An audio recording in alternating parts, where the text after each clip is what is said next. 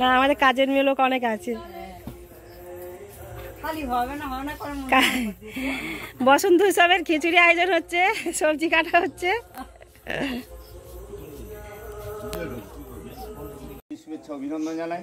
আমাদের সামনে যারা বসে রয়েছে আগামী দিনের ভবিষ্যৎ আমার স্নেহের ছাত্রছাত্রীরা প্রত্যেককেই আমার অন্তরের অন্তঃস্থল থেকে তোমাদের প্রত্যেককেই অসংখ্য দিয়ে আমার একটা কর্তব্য যে এখানকার ভালো মন্দ এটা আমার দেখভাল করা। কারণ এই আমার পঞ্চায়েতের এরিয়ার মধ্যে এরকম একটা সুন্দর পরিবেশের মধ্য দিয়ে যারা অত্যন্ত পরিশ্রম করে এটাকে একটা সুন্দর জায়গায় নিয়ে যেতে চাইছেন, আপনাদেরকে আবারও আমার প্রণাম, আন্তরিক প্রীতি, শুভেচ্ছা, অভিনন্দন, ভালোবাসা জানাই।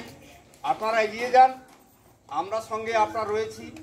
আমি মাননীয় সম্পাদক মহাশয়কে বলবো আপনি কাজের জন্য, ভালো কাজের জন্য এগিয়ে যাবেন। এটা আমার গ্রাম পঞ্চায়েতেরও একটা সম্পদ। এই সম্পদের মধ্য দিয়ে আগামী দিনের এই শিশুরা আরও বড় হবে, আরও ভালো জায়গায় যাবে। আমাদের সকলের প্রচেষ্টা থাকবে আপনার সঙ্গে।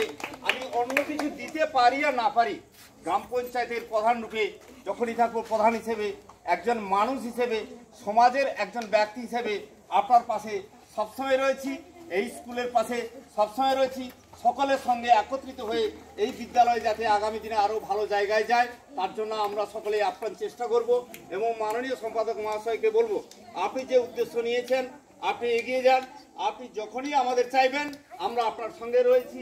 আমরা আপনার কাছ থেকে দূরে নয়, আমরা আপনাকে যেভাবেই হোক যে কোনো প্রকারের সাহায্য সহযোগিতা করে বিদ্যালয়ের উন্নতি হবে এই আশা প্রত্যাশা রেখে প্রত্যেককেই শ্রেণীগতভাবে আবার প্রণাম, আন্তরিক প্রীতি, শুভেচ্ছা, অভিনন্দন ও অনেক অনেক ভালোবাসা জানিয়ে আমার কথা এখানে শেষ করছি। সবাইকে নমস্কার। কোথায়